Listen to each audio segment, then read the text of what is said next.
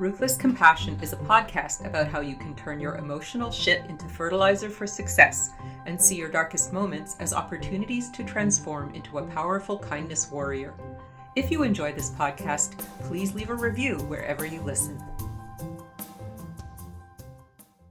Welcome, LYN SMITH GREGORY, to the Ruthless Compassion podcast. Hi, I'm delighted to be here. Thanks so much for having me. Well, I'm very interested in your story, and I think before we jump into that, maybe you could introduce yourself and let the listeners know a little bit about who you are and what you do. Well, I am a fourth generation Mormon, and my maiden name is Smith. I'm related to Joseph Smith, the founder of the Mormon Church. Since Mormons revere their heritage, we were considered like royalty in Utah, having a direct bloodline connection to Joseph Smith, and we were held up as an example to emulate, which meant, of course, that my family, living in a glass house, had to be even more obedient, devoted, and perfect. Impossible standards to live up to. And I was a good girl. I tried, but I was intelligent and I had a lot of questions. And I was encouraged to just put those on the shelf. They'd be answered later when I was older, or maybe not until I got to heaven. But basically, they were unimportant, and my job was to follow the dictates of the prophet, the current prophet of the church, and focus on being obedient. And in particular, as a woman, it meant being quiet and small and sitting on the bench, because women do not have a leadership role in the Mormon Church even today. It's a very patriarchal, hierarchical system, and there are no women in leadership positions. Okay, so your story, as you're introducing yourself, is that you grew up as Mormon royalty, but you're hinting that this is no longer the case. So tell us, what happened? How did this change? Well, when I graduated a year early from high school, I intended to go to Brigham Young University, the Mormon choice. I had missed the deadline because I graduated early. And so I went to a state school for just a year, planning to transfer. But in that first year, I had a creative writing professor that I adored. And I found out he was an atheist, and he found out I was a Mormon and exactly who I was. And he challenged me to take his next semester's religion class. And I knew I was going to have to defend my faith. So for the first time, I decided I needed to read everything he had read. So I ordered books that had been forbidden for me to read as a Mormon. They would lead me astray, etc. But I knew he had read them, so I read them, and I made a nice page where I had all my rebuttals listed, and Your rebuttals to your teacher. Rebuttals, yes, how I was going to defend the faith. And that page remained blank, because what happened is I started reading historical documents, and these were from well-respected scholars and historians, and they told a very different narrative about my famous ancestor and the early days of the Mormon Church. And frankly, I couldn't rebut it. It was too well documented, and there were too many exceptions. And I was absolutely shattered, because these historians and scholars made sense. And the narrative I had told about my famous great-great-uncle, he was next to Jesus Christ. And my blood lineage is what made me special and set apart, chosen. I didn't know what to do. It felt like the trapdoor had just dropped out, and I was absolutely lost. And I didn't want to tell my parents. I knew after 4 generations of devotion, they hardly expected me to deviate from the fold. I had always been a very proper, good Mormon girl. However, I had to tell them because when I stopped attending church and other religious functions, the church came looking for me. And so I knew when I told these visiting teachers who came to check on me and find out why I wasn't going to church, that I wasn't a believer anymore. I knew they would report it not only to the church authorities, but to my parents. So I quickly called my parents and confessed, and they were, as expected, devastated. My mother cried and made me promise that I would reconsider, that I would still pray, that the truth would find me, etc., etc. My father was deeply disappointed in me, and I had always made my father proud. And it really was ironic because I felt like one of the bravest things I had ever done was admit that I had been duped and lied to, and that I couldn't believe or stay in a church that represented such massive fraud. Yeah. But it left me with no position in my family.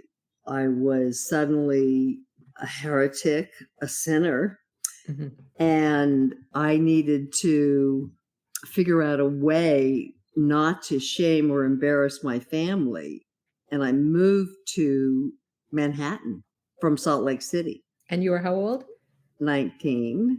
You know, it's interesting. I just want to circle back. You said that your father had been proud of you, but you said in your group, women were supposed to be quiet and sit on the back bench. So was that what he was proud of, that you were suitably quiet and, unobtrusive? Well, the other part of being a Smith meant that you were a high performer. So I had top grades. I had won a scholarship. I had achieved in suitable ways. The ultimate test of being an obedient Mormon woman is marrying a returned missionary, an upstanding, fine young Mormon man, and then having lots of children, regardless of what your prior interests or accomplishments were. There was no other role or path forward but that of wife and mother. But that's a very strange thing. So if your father was proud at you for being so academically successful and getting scholarships, and then you're supposed to just go and have babies and be a wife, what was the point of getting an education? Well, that occurred to me too after I left the church, that I was in a double bind. And it happened to my mother as well. She was groomed because she was very talented. She had a tremendous voice, and she had won a scholarship to Juilliard. But when she was 19, my father proposed to her, and that was the end of the scholarship. And even though her mother had groomed her to be an opera singer, all of a sudden her mother said, "That's not the most important thing here. You have an opportunity to marry into the Smith family, and that is your eternal salvation, and you are not going to turn this down." So the same thing happened to me, and happens still again and again to women in the Mormon Church, which is one of the reasons I believe Utah women have the highest rate of antidepressant use in the country. Well, we can get back to that in a second. I want to go back to your story. So you're 19, you've moved to the Big Apple, which is a pretty different place than Utah. And so there you are. And how was life there for you? Were you alone? Did you know anybody? I moved there sight unseen in a way that only a very naive 19-year-old can do. And I was fortunate that no harm really befell me, because it was the New York City in the late 70s, early 80s was a scary place to be. And I met a young woman through her boyfriend. Her boyfriend was looking for an apartment, as was I. And I had lost one of my suitcases when I moved, and I had an interview for a job the next day. And this guy that I was sharing an apartment with very innocently said, "Well, you are about the same size as my girlfriend, so you can look her up, tell her I sent you, and borrow her clothes for the interview. And I knocked on her door, and he had neglected to tell her I was coming. And so that is how I met my best friend. She's still my best friend to this day. And I was very fortunate because she was a wonderful person, and she had grandparents who were Salvation Army ministers. So she had a sense of what I was experiencing from a religious perspective, a very, once again, high demand, strange kind of religious background, very devoted, very involved. And she became my best friend. And not only did she loan me clothes for that interview, but we ended up rooming together, and I survived my initial entree into Manhattan. Yeah.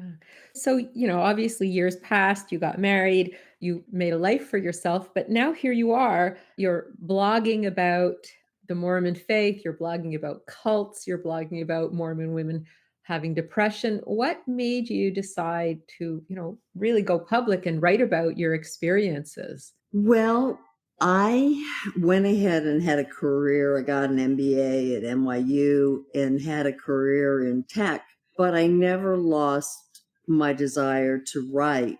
I had wanted to be a writer when I was a little girl. And I had kept a journal all these years. And in revisiting the journal, a lot came up for me, I guess. And that was how much was still unresolved, how much anger I had about the religious trauma of my childhood. I kind of swept it under the rug. And I realized that even though the Mormon Church is considered a fairly mainstream religion today, I believe, frankly, that it is still very much a cult because of the characteristics of a cult, a high demand religion, high control religion, where the authority is focused on one person who can't be challenged and his authority questioned. And I realized there were people, including most of my brothers and sisters, decades after I left. A couple of my other brothers and sisters left the church, but most of my brothers and sisters, I was one of 9 children, remain Mormons and remain Mormons to this day. We're still very much trying very hard to be perfect, obedient, and follow the dictates of this religion. And I felt the religion itself set you up for never being good enough. And that was part of what I was dealing with. I still had strong perfectionistic tendencies. And at first, I had a difficult time understanding even who I was without the rules and certainty of the Mormon Church. Who am I, and what do I like, and why are we here, and what's it all about? And it was a very confusing time, and I realized in my journey to wholeness and health that there were things that had been helpful that I would like to share with others. And one of the main things is, even though I was estranged from my family after I left because there was just no place in my family for me and moved 2,000 miles away, eventually I was able to reconcile and build a fragile bridge of connection back to my family. And I think I was shocked when I learned that for young people under 30, 27% of them are estranged from a family member. That's a high number of people who are estranged for either religious, lifestyle, or political reasons. And I also felt like there were ways to try to build that bridge that my family had employed that might be useful to others. Because ultimately, my story is one of hope, and that we are all more alike than we are different. And now let's pause for a quick word about my other podcast. Since I was a kid, I've loved watching movies. As a psychiatrist, I'm blown away by how film touches us at our core, deepens our self-knowledge, and can improve the human condition. I wanted to let listeners know that I've started a new podcast called Real Mental with Dr. Marcia Sirota. I'm going to be talking with film and TV experts to help people figure out their lives by getting to the truth about mental health on the big and small screen. Some recent films covered are Turning Red, Everything Everywhere All at Once, Indiana Jones and the Dial of Destiny, and Asteroid City. Please subscribe to Real Mental on Apple Podcasts or wherever you listen to podcasts.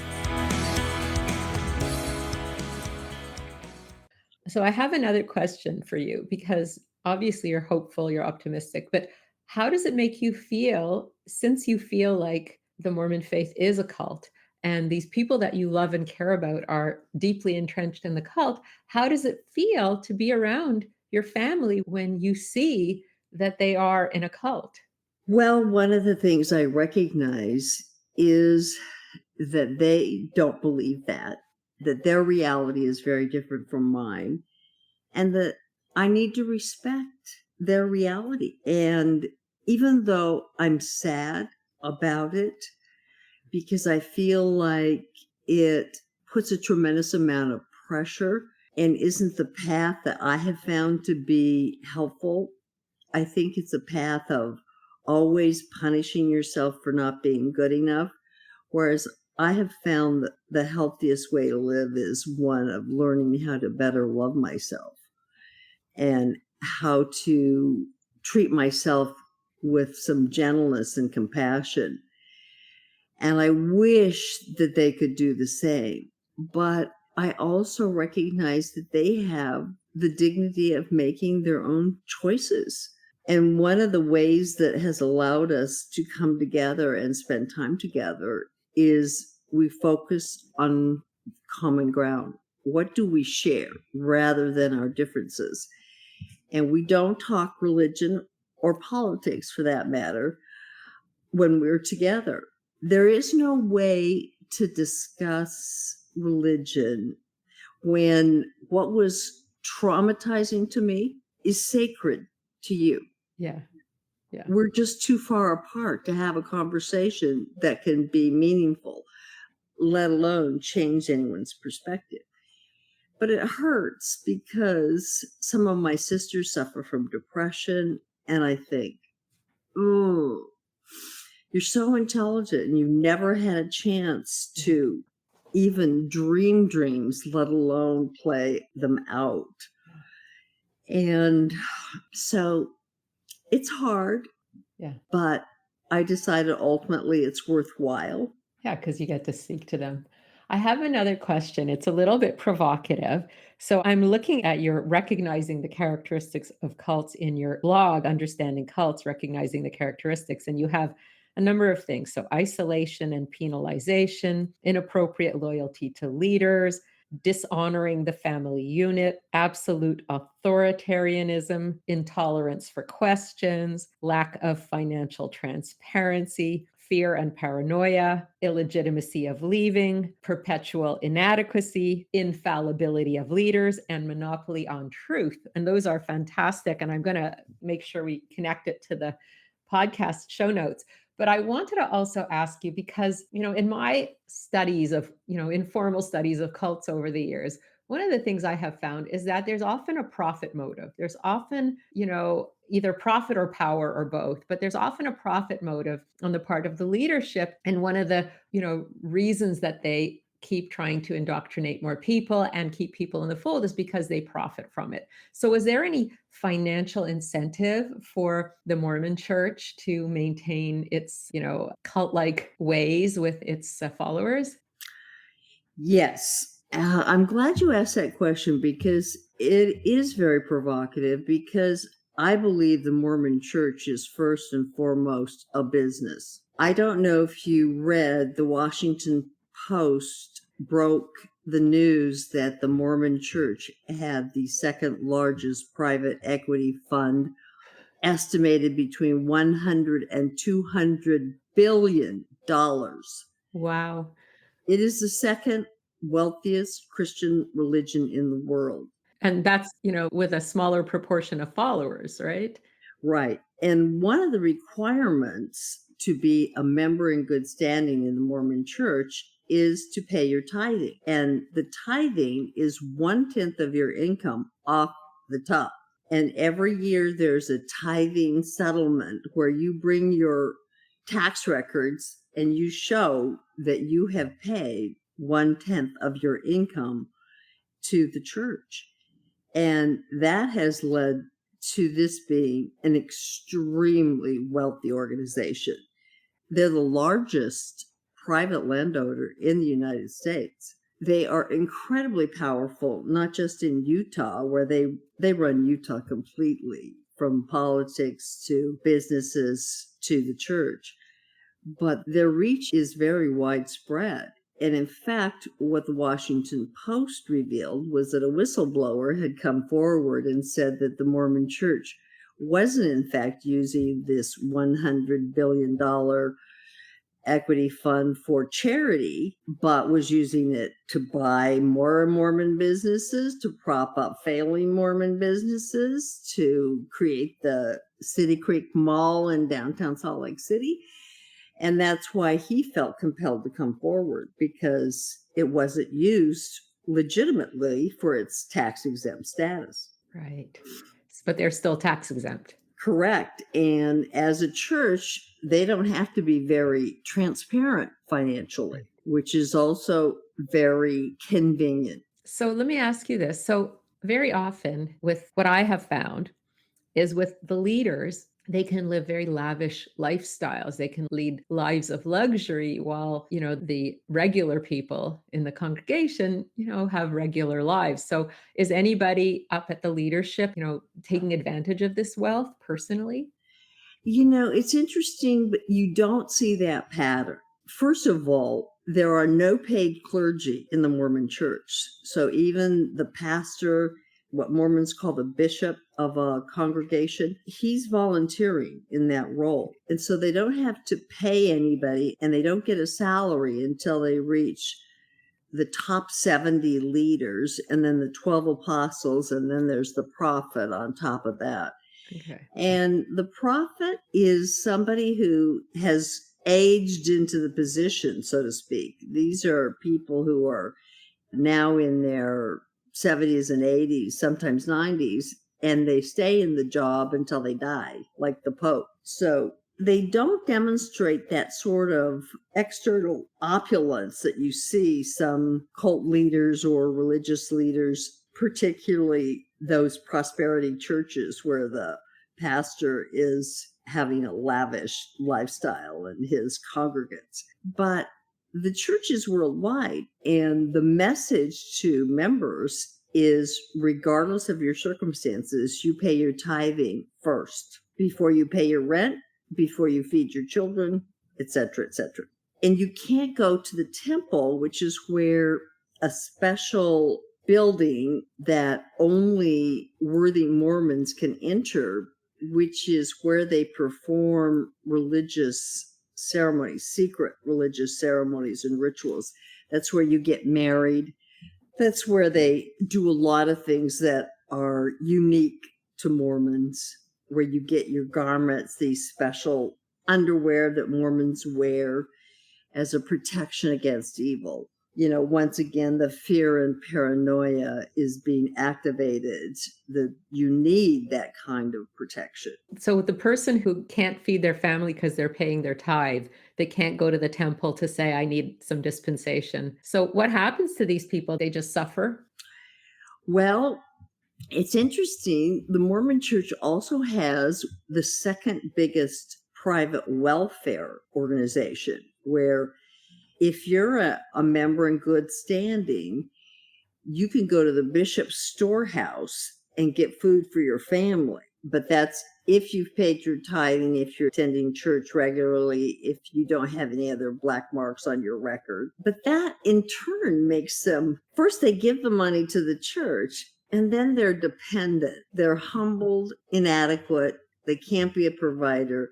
and then the church bails them out. So it creates this cycle of dependency too, which I find disturbing. Yeah. So I see that you're in the process of writing a memoir. What is your goal of putting this book out into the world? What do you hope for? Well, it's not that I really have an axe to grind with the Mormons. The book isn't primarily about all the things you don't know about the Mormon Church, but should, even though I do include a lot of damning evidence, what I learned that made me leave. It's really more the story of a family shattering under the weight of a toxic legacy. My sister was kicked out of the house at 17, and we were Irish twins, 15 months apart, and she and I were very close, even though she was your classic rebellious teenager, flipping you the finger and I don't care.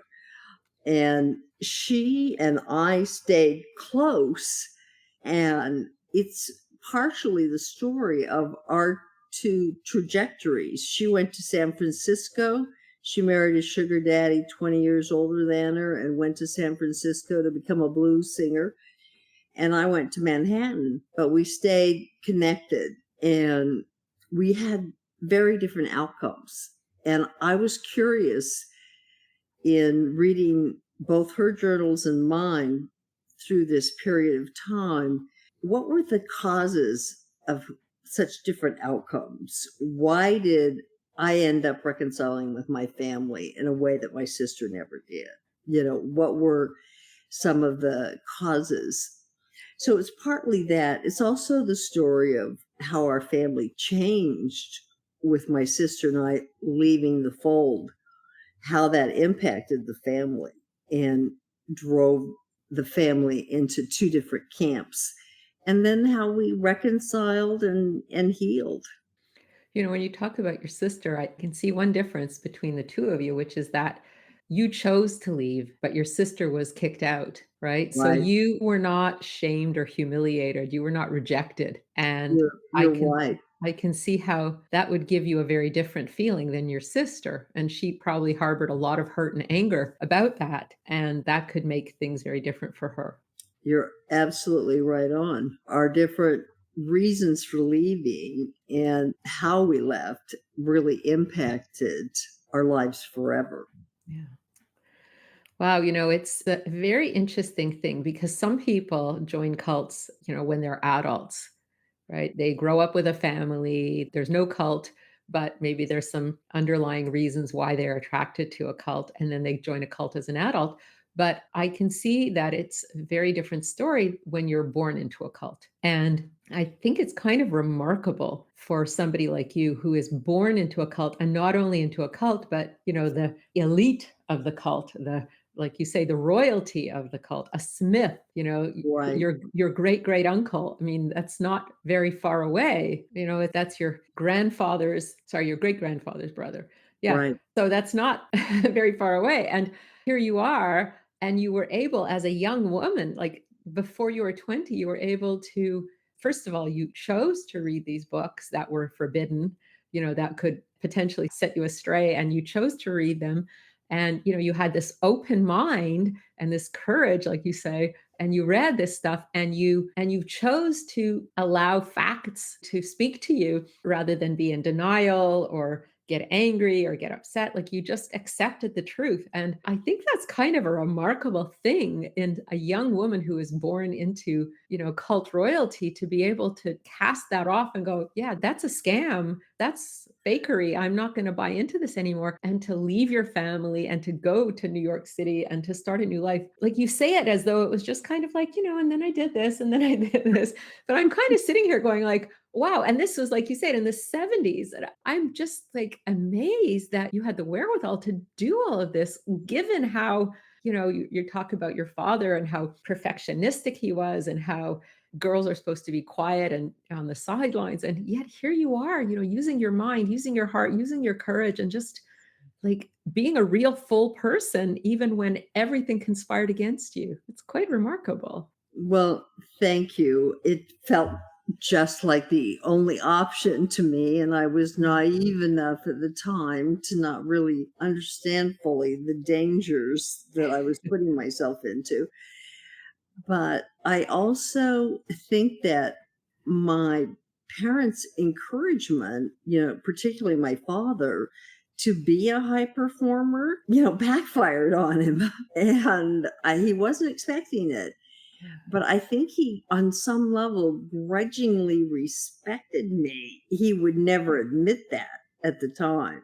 But I think there was an encouragement that doesn't always happen in cults to think and study and make my own decisions as much as I could within the confines of the religion. And I think we are held hostage to the early beliefs that we're indoctrinated with. And unless we get some help unpacking them, they end up running the show. Yeah. And I thought I would go to Manhattan and escape into the anonymity of New York City and shed my Mormon past like a snake sheds an old skin and emerge shiny and fresh and ready to take on the world. And that's not what happened. I really had a lot of existential angst. I really felt like I was an atheist because I was so disappointed and so shattered by finding out that Joseph Smith was a liar, a cheat, a fraud, that he fabricated the Book of Mormon, that I thought, well, maybe the whole idea of God is just a myth. So I kind of threw the baby out with the bathwater, as only a 19-year-old can. And I wasn't very trusting of anything. And it took, a while, a long time. And I'm still, believe it or not, decades later, still unpacking certain things. It took a while for me to fully realize the impact of certain rituals and practices and beliefs that I had held. For example, it's really a purity culture. And so women, well, all young people, before they can enter the temple to perform this ritual called baptism by proxy, baptism for the dead, where you give people who have already died an opportunity by baptizing them by proxy to become Mormons. And to do that, I had to pass a worthiness interview.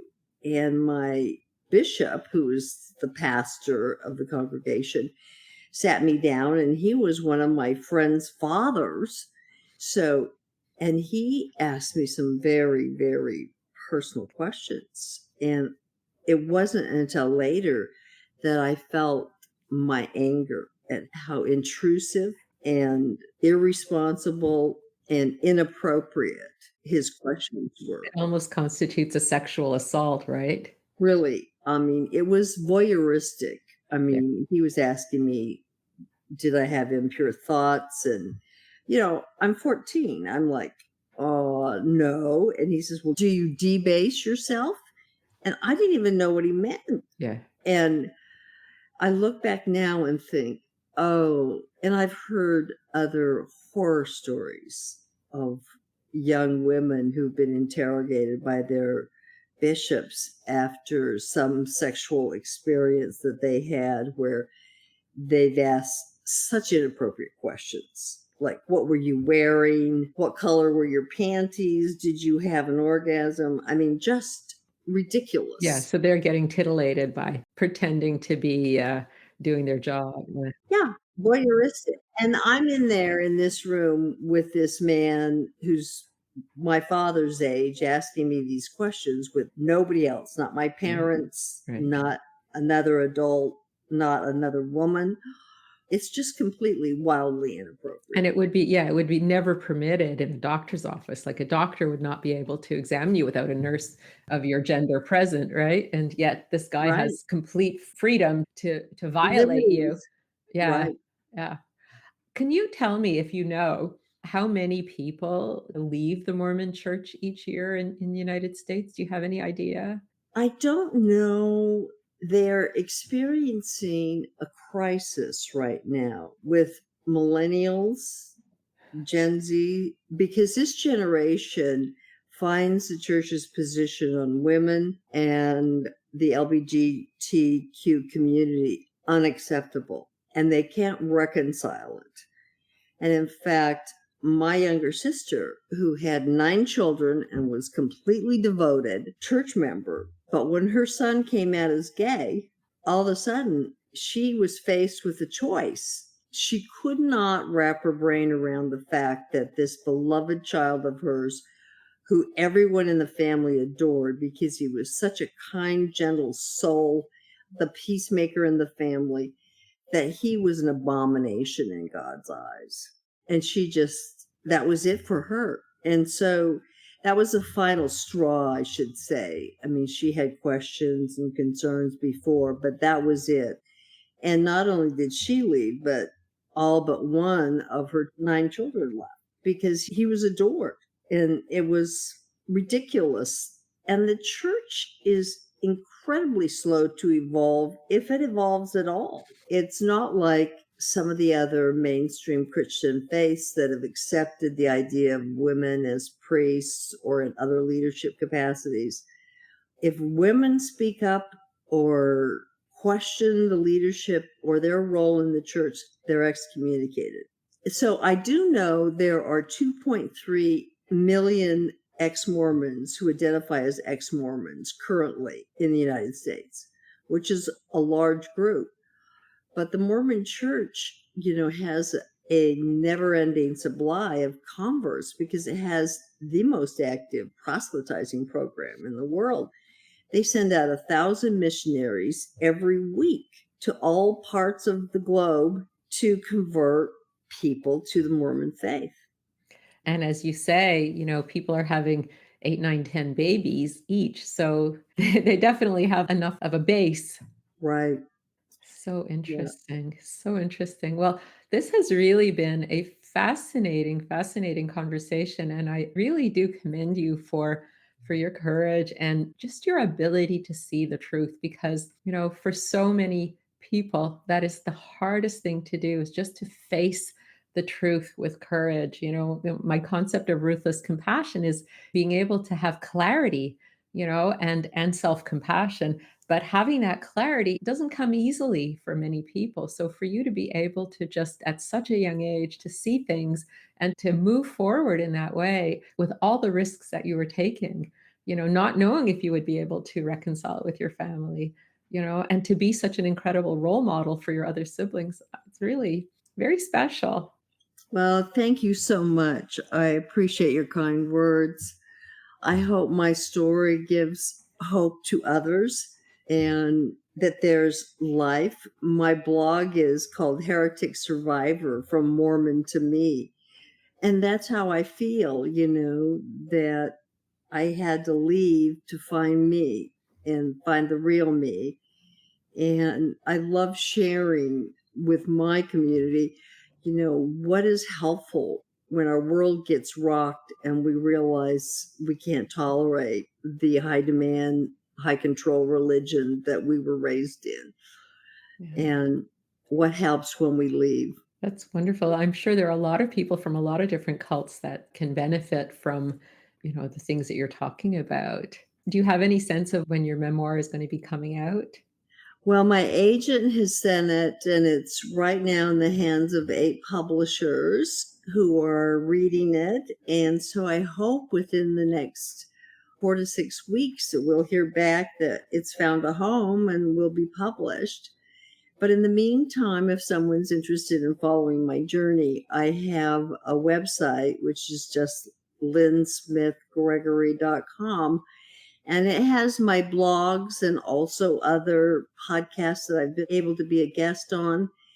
And follow me on social media where I will keep people apprised of the publication journey.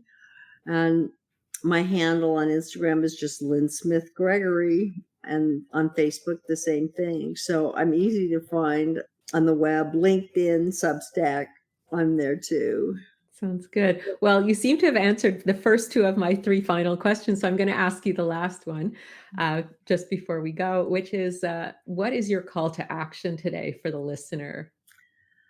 I think that one of the things that I think is really the most important is learning how to treat ourselves kindly, to change the old tapes in our heads from those of you're not good enough, and particularly from a religious framework, bad and the guilt and shame that our actions can trigger.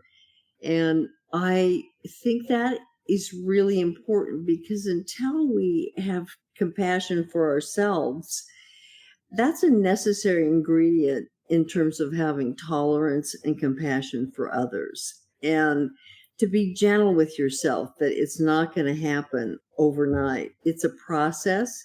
And I encourage people to get support. I went to therapy. It was incredibly helpful. Finding like-minded community. And today that's readily available online. But I also, in my blogs, particularly how to tell if you're in a cult, have a list of resources where people can find additional support for the process, the transition, and integrating parts of themselves into a healthy whole. Wonderful. I always love a message of self-love and self-compassion. Well, LYN SMITH GREGORY, it's been really fascinating and very enjoyable talking with you today. And I look forward to your memoir coming out in the near future. Thank you, Marcia. It's been a pleasure to be here. And I love what you're doing, the work that you're doing. And I have really enjoyed speaking with you today. This is Dr. Marcia Sirota. Thank you for listening. Please leave a review and your comments wherever you listen to podcasts. And don't forget to sign up for my free newsletter at marciasirotamd.com, where you'll learn about upcoming online events as well. Also, we love getting referrals from our listeners about future podcast guests, so please email us at info@marciasirotamd.com.